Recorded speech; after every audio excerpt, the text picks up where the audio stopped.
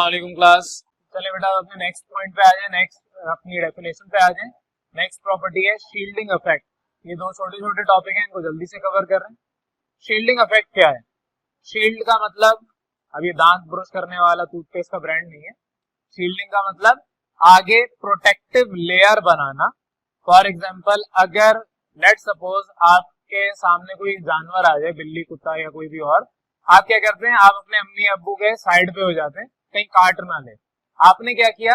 उन्हें as a shield बना दिया कि अगर काटेगा भी वो जानवर तो आपके अम्मी अब्बू को काट ले, आप बच जाएं। आपका ये जो काम करने का अमल था, ये जो फिनोमेना था, ये आपके लिए कहलाया जा सकता है शील्डिंग इफेक्ट। ये आप ना चाहते हुए भी आपने ऐसे किया। या अगर फॉर एग्जांपल आप कहीं जा रहे हैं और रास्ते में कोई गाड़ी आपको टक्कर मारने के लिए आ रही है और आप अपने अब्बू के साथ जा रहे हैं लेट्स सपोज, तो आपके अब्बू खुद से आगे आ जाएंगे और आपको धक्का देके साइड में बचा लेंगे। वो जो रिपल्सिव बिहेवियर था, ये भी कहलाता है शील्डिंग इफेक्ट। अब यहाँ पर हमें इलेक्ट्रॉन्स के बारे में समझना है। पहले हम थोड़ा सा अपने एग्जांपल्स और कलेक्ट करते हैं। आप मैदान जंग में, आप इर्द गिर्द सारे लोगों के जमगट्टे में फंस गए हैं और सब आपको मारने के लिए खड़े हैं। आप 4, 5 या 10, 12 लोग हैं। आप क्या करेंगे? आप एक सर्कुलर वे में इस तरीके से अपनी प्रोटेक्टिव शील्ड बना लेंगे। इधर जितने भी लोग आपके पास हैं वो सारे के सारे आपको मारने के लिए आए हैं, लेकिन आप क्या करेंगे? अगर आप में से एक बंदा इधर खड़ा हो गया, एक इधर खड़ा हो गया, सारे मिलकर आपको मार देंगे। लेकिन आपने क्या किया? सब आपस में जुड़ गए और एक अपने साथ आपस में सर्कुलर वॉल बना ली। उससे क्या हुआ? अब कोई भी कहीं से आएगा, आप प्रोटेक्टेड हैं अनटिल अनलेस आप जो है अब हार जाएं। जंग में हैं और आप हार गए, वो एक अलग चीज है। अब यहाँ पर मैं आपको जंग लड़ना या वो टैक्टिक्स नहीं सिखा रहा कि पता चले कि जब ये ऑनलाइन लेक्चर जाए तो आप ये लेक्चर इसलिए सुन रहे हो कि कल को मुझे जंग लड़ने जाना है, किसी दोस्त के साथ खड्डा हो गया, उस खड्डे को रिजॉल्व करने को 10-12 मैं गुंडे अपने साथ ले जाऊं। ये काम नहीं सिखा रहा। ये सिखा रहा हूं कि जब हम ऐसे हालात में थे, उस जमाने की बात करें जब हमारे पास दौर ऐसा था कि हमें जंग लड़ना पड़ रही थी। जिहाद हमारे अकीदे का हिस्सा है, हमें लड़ना नहीं है, लेकिन बीइंग अ मुस्लिम हमारे ऊपर फर्ज अगर हो गया है तो हमें पीछे भी नहीं हटना। हमें पता होना चाहिए कि अगर कभी हम ऐसी पोजीशन पे आ जाए तो क्या करना है। तो उस वक्त क्या होता है कि आप अंदर के जो कमजोर लोग हैं उन्हें सेंटर में रखते हैं, ताकि जो आपके बाकी जिनके पास हथियार हैं वो अंदर कमजोर लोगों को प्रोटेक्ट कर लें। घर में कभी अगर किसी के चोर डकैत घुस आए तो आप क्या करते हैं? एक ऐसे कमरे में सारे घुस जाते हैं और बाहर से कोई एक शख्स अपने आप को शील्ड बनाता है और आपको दरवाजे में बंद कर देता है, ताकि अगर कुछ हो तो उस बाहर वाले शख्स को लूट के जाना है तो वो बाहर वाला शख्स लूट जाए, आप अंदर सेफ रहें। आप क्या करते हैं? आपने अपने इर्द गिर्द एक प्रोटेक्टिव लेयर बना ली। अब कोई भी बाहर से इंसान आके आप पे अटैक करना चाहेगा तो सब मिलके उसको धक्का दे सकते हैं, रिपल्सिव बिहेवियर शो कर सकते हैं, उसे अंदर घुसने नहीं दे सकते। एक और एग्जांपल लेते हैं कि जब तवाफ हम कर रहे होते हैं खाने काबा का, तो उस वक्त जब आपका पूरा कंप्लीट एक चक्कर हो जाता है तो आपको बोसा देना होता है हजरे अस्वद को। लेकिन क्योंकि वहां पर इतना जमगट्टा लगा हुआ होता है, आप जा ही नहीं सकते। 2 दफा मैं उम्रा करने गया हूँ, तो पहली दफा तो करके आ गए, पहली दफा ये सारा काम हो गया, बोसा भी दे दिया, तवाफ भी प्रॉपर हो गया। एक ही दफा देना होता है क्योंकि आप हर बार नहीं दे सकते, हर बार देंगे तो आप जिंदा वापस नहीं आएंगे।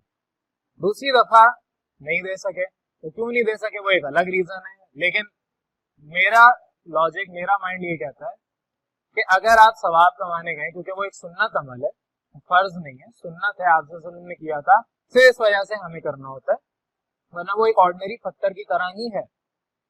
बहरहाल उसकी अपनी सिग्निफिकेंस है, उसके ऊपर अभी बात नहीं हो रही। बात हो रही है कि वो आपका कंपोनेंट है जो कि आपको करना है। अब वो अगर उसको करने में आप जो सुन्नत अमल करने जा रहे हैं, वो कंपोनेंट पूरा करने जा रहे हैं, उसमें आप गुनाह में चले गए, क्योंकि वहां पर मर्द खवातीन सब मिक्स होते हैं। आप धक्का देते हुए जाते हैं तो किसी को चोट भी लग सकती है, और आपस में अपोजिट जेंडर का आपस में टकराना तो वैसे ही हराम है। तो आप जब अंदर घुस रहे हैं, पेनिट्रेट कर रहे हैं, अगर कोई इलेक्ट्रॉन न्यूक्लियस तो खैर अलग चीज होती है, अंदर वाले शेल में पेनिट्रेट करके जा रहा है, जो कंप्लीट शेल है उसको भी तोड़ के आगे निकल रहा है, तो क्या होगा, अगर इलेक्ट्रॉन के पास ज्यादा ताकत है तो वो चले जाएगा अंदर, और अगर इलेक्ट्रॉन के पास ज्यादा ताकत नहीं है, कमजोर है, तो क्या होगा, जो अंदर के इलेक्ट्रॉन से धक्का मार के बाहर निकाल देंगे। अब ये एग्जांपल मैं इसलिए दे रहा हूँ कि ऐसा हुआ था। अब ये चीज मैं पढ़ाने के लिए सोच रहा था, तो मैं मेरे जहन में वही एग्जांपल आई, मैंने फिर कहा कि चले वही दे दूंगा। उस वक्त इतना झमघट्टा लगा होता है हजरे अस्वद के पास कि आप वहां पर नहीं जा सकते। जब आप नहीं जा सकते लेकिन आपने ट्राई किया, जब मैंने पहली दफा ट्राई करने की कोशिश की थी तो मैंने कहा चलें घुसते हैं, उस वक्त तो ऐसे हुआ कि हम लाइन वाइज थे और इत्तेफाक से जगह मिल गई, किसी को धक्का नहीं दिया, कुछ नहीं हुआ, मौका मिल गया। लेकिन उसके अलावा दोबारा पॉसिबल ही नहीं हुआ। दूसरी दफा जब मैं गया अंदर, मैंने जाने की कोशिश की लेकिन मौका नहीं मिला, मैं फिर वापस आ गया, क्योंकि मैं समझता हूं कि अगर गुनाह मिलेगा उससे बेहतर है कि आप दूर से सवाब कमा के निकल जाए। लेकिन एक बुजुर्ग थे, हमारे बुजुर्ग साहब थे, उनके अंदर जोश चढ़ा, उन्होंने कहा वो अंदर घुसेंगे। अब बेचारे बाबा थे, उनके पास ऐसी उम्र भी नहीं कि वो इतने हट्टे कट्टे लोग, हम तो फिर पाकिस्तानी थोड़े से कमजोर होते हैं, लेकिन बाकी जो आपके और दूसरे ममालिक के लोग होते हैं हट्टे कट्टे होते हैं, उनको आप नहीं हरा सकते। वो उन्होंने अगर अपना कंधा आपको मार दिया, आपकी हड्डी टूट जानी है। तो जब आपके पास इस तरह के लोग हैं, वो बाबा अंदर जाने की कोशिश कर रहे थे, वो अंदर अभी घुसे ही थे, फिर एक जोरदार चीख की आवाज आई, और जब उनको बाहर निकाला तो उनका पूरा जो एक घुटना था वो टूट चुका था। तो आप सवाब कमाने के चक्कर में उल्टा अपनी हड्डी पसलियां तोड़वा के आ रहे हैं, और ऊपर से तब जब आपको पता है आपके अंदर इतनी एनर्जी नहीं है, आपकी उम्र हो चुकी है। ये तो खैर होना नहीं चाहिए था। लोग अब अच्छा है, बुरा है, सही है, गलत है, उस पर बात नहीं हो रही, हम एग्जाम्पल पे फोकस कर रहे हैं। जिसके पास एनर्जी है वो अंदर जाएगा, वो अगर रास्ता बनाएगा, इसको हम कहते हैं पेनिट्रेट करेगा, रास्ता बन जाएगा, वो अपने डेस्टिनेशन पे पहुंच जाए। अब ये यहाँ पर बात नहीं हो रही सवाब या गुनाह की। अगर आपके अंदर एबिलिटी है, इलेक्ट्रॉन के टर्म्स में समझें, इलेक्ट्रॉन के अंदर एबिलिटी है कि इर्द गिर्द जो शेल है, ये न्यूक्लियस बनाया है, इर्द गिर्द जो शेल है उसके अंदर जाने की। तो इर्द गिर्द की जो शेल है, लेट्स सपोज यहाँ पर आउटर मोस्ट शेल में इलेक्ट्रॉन है, अब ये अगर इस शेल में आना चाह रहा है तो इस इलेक्ट्रॉन को हद से ज्यादा एनर्जी चाहिए to penetrate in a shell जो आपका कंप्लीट है। कंप्लीट का मतलब 8 इलेक्ट्रॉन्स पूरे हैं। तो अगर इस शेल में ये आउटर मोस्ट शेल यानी वैलेंस शेल, वैलेंस इलेक्ट्रॉन अंदर आना चाहेगा, तो या तो इसके अंदर ताकत हो, ये लोगों को यानी इलेक्ट्रॉन्स को धक्का देते हुए दूर कर ले, कोई इतना हट्टा कट्टा हो कि जब वो चल के आ रहा हो तो लोग खुद ही साइड पे हो जाए। ट्रक, जब हम गाड़ी चलाते हैं, जो ट्रक होते हैं, तो हम खुद ही साइड पे हो जाते हैं, क्योंकि ट्रक इतना बड़ा होता है कि अगर हल्की सी साइड भी लग गई तो हमारी गाड़ी का सत्यानाश हो जाना है। तो अगर इस तरह कोई आदमी है तो आप खुद ही साइड पे हो जाए। कोई इलेक्ट्रॉन आ रहा है एनर्जी लेके, आप साइड पे हो जाए, खुद आप उसकी जगह चले जाए। लेकिन अगर आपके पास एनर्जी नहीं है तो ये जो अंदर के इलेक्ट्रॉन्स हैं, इन्होंने एक प्रोटेक्टिव लेयर बनाई है। ये प्रोटेक्टिव लेयर किसके दरमियान है? Between nucleus and electron. इस न्यूक्लियस ने इन इलेक्ट्रॉन्स को भी अपनी एनर्जी के थ्रू पकड़ के रखा हुआ है, होल्ड करके रखा हुआ है।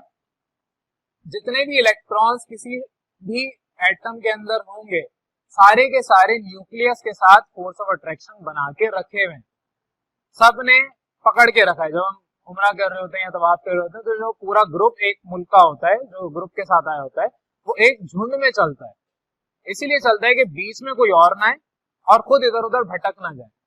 तो हर इंसान को, या इलेक्ट्रॉन की बात करें, हर इलेक्ट्रॉन को न्यूक्लियस ने पकड़ के रखा हुआ है। ये इलेक्ट्रॉन्स कोशिश करते हैं कि ये न्यूक्लियस इस इलेक्ट्रॉन को अपने पास करीब ना ले आए। तो क्या करेंगे, बीच में एक शील्ड बना लेंगे, एक जो हम कहते हैं कि वॉल बना लेंगे, एक जो आपके पास वो कैप्टन अमेरिका वाली होती है ना शील्ड, वो पकड़ के सारे खड़े हुए होते हैं, कोई नहीं आ सकता। और फिर उसके बाद अगर कोई अंदर आना चाहता है तो उस शील्ड की वजह से वो बाहर धकेल दिया जाता है। इस अफेक्ट को कहते हैं शील्डिंग अफेक्ट। दोबारा इसको आपकी किताब के हवाले से कंसाइज कर रहा हूँ, आपके जो प्रॉपर वर्डिंग है उसके हवाले से एग्जांपल्स बहुत सारी दे दी। अब क्या है shielding affect? Shielding affect simple, आपके पास ये क्या है, reduction in the affective nuclear charge on the electron cloud. ये जो इलेक्ट्रॉन्स हैं, जिस तरह बादल हमारे पास होते हैं, उसी तरीके से इलेक्ट्रॉन्स भी इस तरह का बादल बना के घूम रहे होते हैं। जैसे आपके बारिश होनी है, अगर जैसे कल बारिश अगर लेट्स सपोज हुई, तो उसमें आपके बादल ऐसा थोड़ी है कि सिर्फ जो ऊपर ऊपर थे उन्हीं के अंदर पानी था, एक पूरा क्लाउड फॉर्मेशन थी, पानी सबके पास था, तो इलेक्ट्रॉन इस पूरे शेल के पास वो क्लाउड बना के होता है। वो क्लाउड क्या करता है, आपके न्यूक्लियर चार्ज में एक तरह से शील्ड क्रिएट करता है, reduction in the affective nuclear charge, यानी जो न्यूक्लियस का चार्ज है, न्यूक्लियर चार्ज है, उसके अंदर एक रिडक्शन क्रिएट करता है, किसके दरमियान, due to the difference in the attractive force on the electron in atom. अब इसको थोड़ा आसान लफ्जों में अगर मैं बताऊं तो इलेक्ट्रॉन जितने भी प्रेजेंट हैं, the electrons present in the inner shell, electron जितने भी प्रेजेंट है in the inner complete shell, जो इनर और कंप्लीट शेल्स हैं उनके अंदर जितने भी इलेक्ट्रॉन्स हैं ये एक शील्ड प्रोड्यूस करते हैं या शील्डिंग इफेक्ट क्रिएट करते हैं, एक खुद से हाइपोथेटिकल या इमेजिनरी शील्ड तैयार कर लेते हैं। Shields the force of attraction, shield करते हैं किसको, फोर्स ऑफ अट्रैक्शन को। फोर्स ऑफ अट्रैक्शन किसके दरमियान, between the nucleus and the valence electron. तो आ गया force of attraction of nucleus felt by the valence electron, एक ही बात है, किताब की वर्डिंग है। तो between the nucleus and the outermost shell electron या वैलेंस इलेक्ट्रॉन जो भी है, इसके दरमियान जो फोर्स ऑफ अट्रैक्शन है, इस फोर्स ऑफ अट्रैक्शन को शील्ड किया हुआ है यहाँ पर इस पूरे इलेक्ट्रॉन क्लाउड में, इन इलेक्ट्रॉन्स में। तो इस आप इफेक्ट को कहते हैं shielding effect.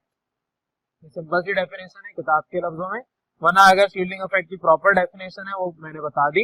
It is the reduction in the effective nuclear charge on the electron cloud due to the, ये क्यों होता है, due to the difference in the attractive force on the electrons in atoms. अब ये definition अगर याद हो जाए वेल एंड गुड, अदरवाइज जो बाद में मैंने बताई वो वाली डेफिनेशन भी याद कर लें। एनीवेज, अब यहाँ पर हम ट्रेंड्स की बात कर रहे हैं। ट्रेंड क्या है, जो आपके पास जितने भी इलेक्ट्रॉन प्रेजेंट होते हैं न्यूक्लियस के इर्द गिर्द किसी भी एटम के अंदर, और जो आपके इलेक्ट्रॉन्स आउटर मोस्ट शेल में, उनकी हम बात कर रहे हैं। शील्डिंग इफेक्ट जाहिर है आउटर मोस्ट शेल और न्यूक्लियस के दरमियान है। तो डाउन द ग्रुप अगर बात करूं तो वैलेंस शेल बढ़ रहा है, जाहिर शेल्स बढ़ रहे हैं। जितने ज्यादा आपके शेल्स बढ़ेंगे उतना ज्यादा आपकी शील्ड्स बढ़ती जाएंगी। जितनी ज्यादा आप क्लासेस पढ़ते जाएंगे उतने ज्यादा आपके पास शील्ड ट्रॉफीज इकट्ठी होती रहेंगी। तो जितना ज्यादा आपका शेल बढ़ता रहेगा उतना ज्यादा आपकी शील्ड्स इकट्ठी होती रहेंगी, और जितने ज्यादा आपके शेल्स बढ़ेंगे सबसे आखिर में वैलेंस शेल आएगा। तो आपका जो इलेक्ट्रॉन, वैलेंस इलेक्ट्रॉन है, वो अगर अंदर आने की कोशिश करेगा उतना ज्यादा शील्डिंग इफेक्ट महसूस करेगा। जितने ज्यादा बीच में लेयर्स होंगी, आपको सर्दी लग रही है अगर, तो आप कपड़ों की लेयर्स पहनते हैं, आप 3, 4, 5, 6 जितनी सर्दी लगती है उतने लेयर्स ऐड अप करते हैं।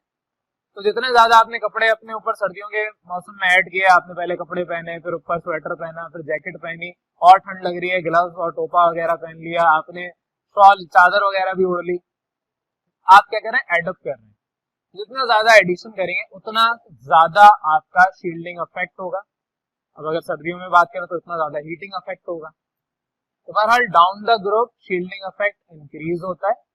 शील्डिंग इफेक्ट किसने क्रिएट करना है, इनर शेल्स ने।